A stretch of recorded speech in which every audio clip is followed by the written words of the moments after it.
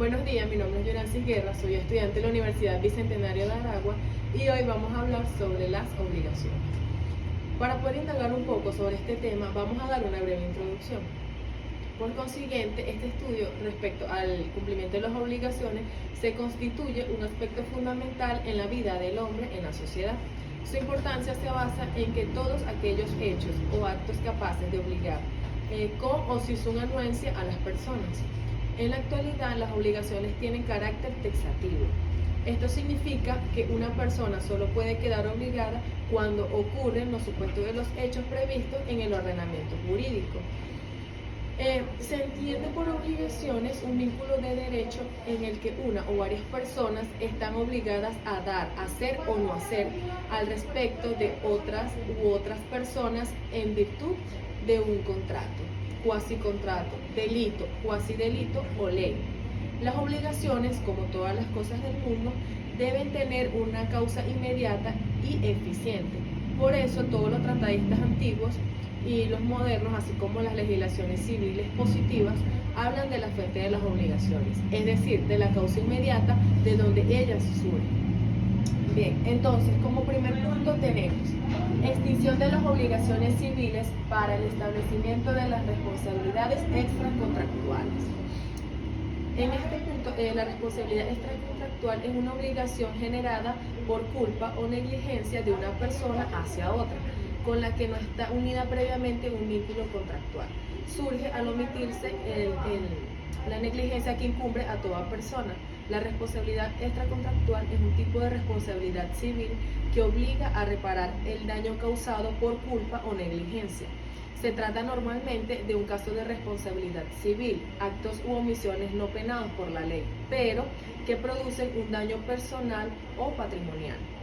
Para que un hecho se pueda considerar causante de responsabilidad extracontractual, debe reunir las siguientes características. Primero, no existe relación contractual entre las partes o de existir que el daño no pueda derivarse del incumplimiento de cláusulas del contrato. La persona afectada es quien debe probar la responsabilidad civil del perjuicio. El daño debe ser cierto, directo o personal. Para que exista el resarcimiento se debe probar además la relación del causalidad. Debe originarse en una acción, omisión u negligencia el presunto responsable y producir un determinado daño, es decir, que no constituya un delito. La actuación del presunto responsable debe ser antijurídica, es decir, y contra las leyes o principios generales, como es el caso del causar un daño. También debe existir una relación de causalidad entre los daños y los culpables. El daño es cualquier mengua en el patrimonio o el derecho de que se sienta afectado, incluido del lucro cesante. Muchas veces es difícil comprobar el nexo causal, ya que se debe determinar si efectivamente la conducta o actividad fue la causante del daño, y también por la incertidumbre que siempre rodea estos casos. Tenemos también los hechos que generan responsabilidad extracontractual. La responsabilidad extracontractual es un caso de responsabilidad civil, es decir, la obligación de toda persona de resarcir a otra por los daños y perjuicios que pueda causar en sus acciones, en un concepto más amplio que el de responsabilidad contractual, ya que afecta a terceras personas, independientemente de la existencia de una existencia jurídica con estas. Hay innumerables casos de responsabilidades extracontractuales. Algunos de los hechos que la generan puede ser accidentes viales en los que el causante no está amparado por un seguro, daños que sufre un inquilino por deficiencia en el edificio comunitario siempre que tenga la condición de perjudicado, daños causados por animales, por ejemplo, la posesión de animales de razas potencialmente peligrosas, actos médicos o sanitarios en los que se pueda probar la negligencia o la mala praxis, accidentes en locales comerciales, actos que vulneran la libre competencia, situaciones de peligro o riesgo, por ejemplo, los daños estructurales a una vivienda causadas por una construcción en el terreno lindero o en las emanaciones. Ahora bien, incumplimiento de las responsabilidades civiles. Este punto se trata de la obligación de reparar daños y perjuicios. Esto es una de las situaciones eminentemente patrimonial o económica en virtud de quien propicia un perjuicio a otra persona. No puede quedar indemne en su agresión. La obligación nace para ser cumplida. En todos estos supuestos que por esa causa imputable al deudor no se le hace ese prestamiento de vida, no se genera ese cumplimiento. Para establecer el concepto de incumplimiento es menester precisar la conducta debida, de existir diferencia entre lo programado y lo acaecido. Se está en presencia de un incumplimiento, ya que el cumplimiento supone, por el contrario, atenerse a la prestación debida. El incumplimiento de la obligación consiste en la obligación del cumplimiento. Ya es un concepto que surge como un puesto lógico y jurídico del cumplimiento, en lo que es la inadecuación entre el programa de conducta preexistente y el hecho o acto realizado o no realizado. El incumplimiento supone la lesión o la perturbación del derecho de crédito.